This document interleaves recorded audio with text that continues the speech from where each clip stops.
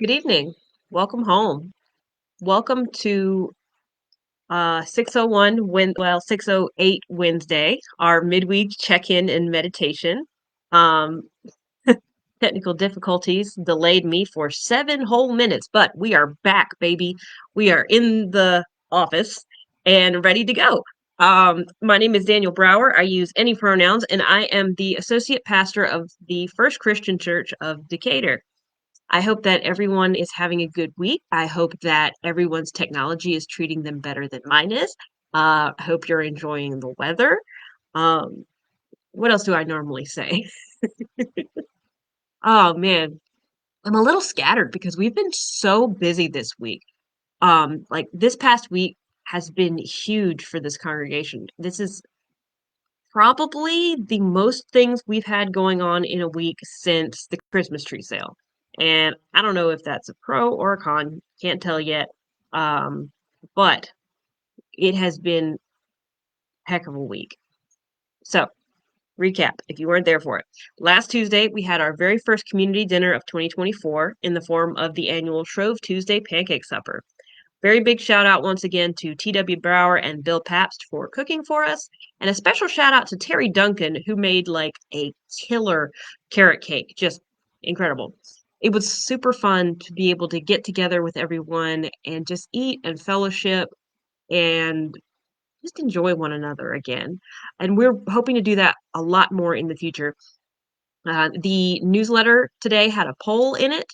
If you have input for the next community dinner's date, if you didn't get the poll or want to just express your opinion, please call the office, comment below, send us an email. Let us know when you want to do the next one. Or don't let us know and we'll let you know when it is. But we're definitely going to be doing this again. And then the very next day after that, on Valentine's Day, was our Ash Wednesday service. First Christian Church of Decatur partnered with Gentle Spirit Christian Church and Unity Fellowship of Greater Atlanta for a truly lovely service of remembrance and reflection. We, between the three of us, we only did like really minimal planning when it came to that service. And Pastor Paul and Pastor Marissa and I didn't really coordinate on what we were going to talk about. We just picked our scriptures for the bulletin, and then it was like, we'll give a meditation. But the Spirit moved so beautifully in that service and wove our messages together into the perfect beginning of the Lenten season. It's so cool to me when that happens, and I hope it is to you as well. It really encourages me that we as a congregation are on the right path. If the Spirit can move and speak here, then there's a spirit of freedom here. And I'm really excited about that, what that might mean for our future. And then it's Sunday. Sunday was the first Sunday of Lent. Now, it's still February. And I know the weather's been nice, but it's cold. It's always cold in here. And it's the beginning of Lent, and Lent's supposed to be kind of depressing. And I figured, you know what? We're not really going to have a lot of people in church. Most people are not going to want to get out here.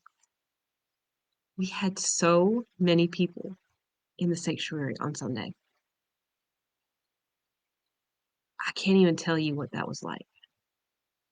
And we even had two new members join on Sunday. What's been on Lent? It was such a joy to look out and see so many people and to say welcome home and really feel it, you know? And it's appropriate that that was a joyful time because our theme for Lent this year is joy. Now, joy is not something we typically associate with Lent, but when have we ever done anything typical here at First Christian Church of Decatur?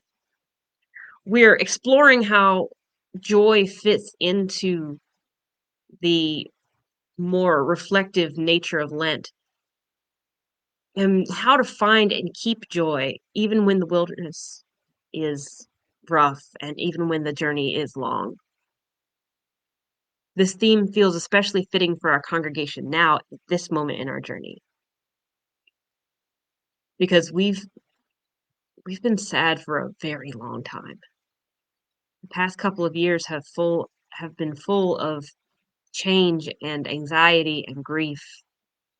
We have had to face death and evil and apathy in ways that we maybe had not had to do in previous times. As a congregation, we have lost a lot, and it is hard to find the light in that. But the scriptures remind us that though sorrow may last for the night, and though the night may feel very, very long, joy comes in the morning, and the morning will come again. Oh man,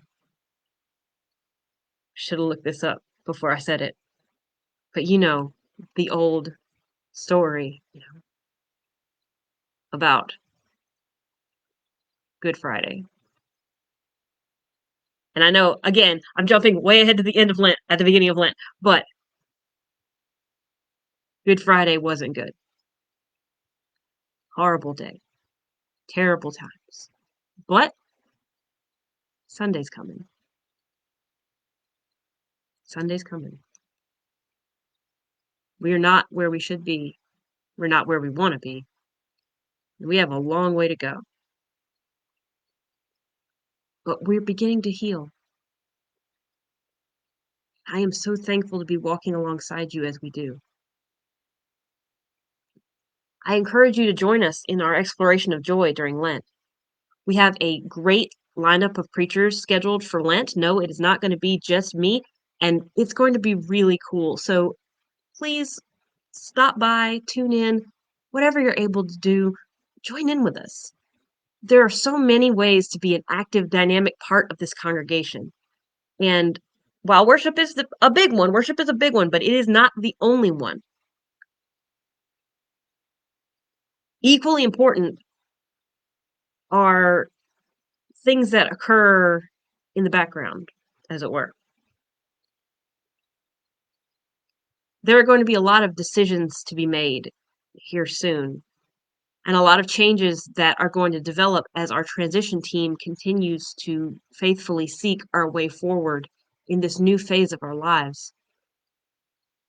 If you're curious as to how any of that's going to work, or if you have an opinion on what should happen, or if you just want to talk about how you feel about this stage in our church's life and growth, I have great news for you. Congregational listening sessions are back.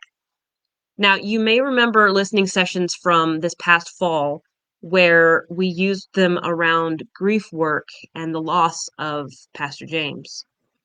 This is very useful, and that grief work is still very necessary. We are not done grieving, and in many ways, we never will be. But in that, we are still moving, and these listening sessions are instrumental in that forward momentum.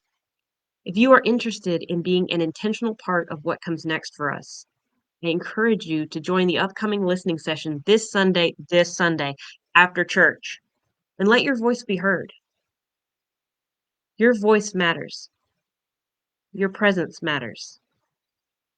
And I'm glad you're here. Because you know what I always say, and I always say it because it's true. God made you special. God loves you very much. And so do I. Good night, everyone. Oh no, where's the end button?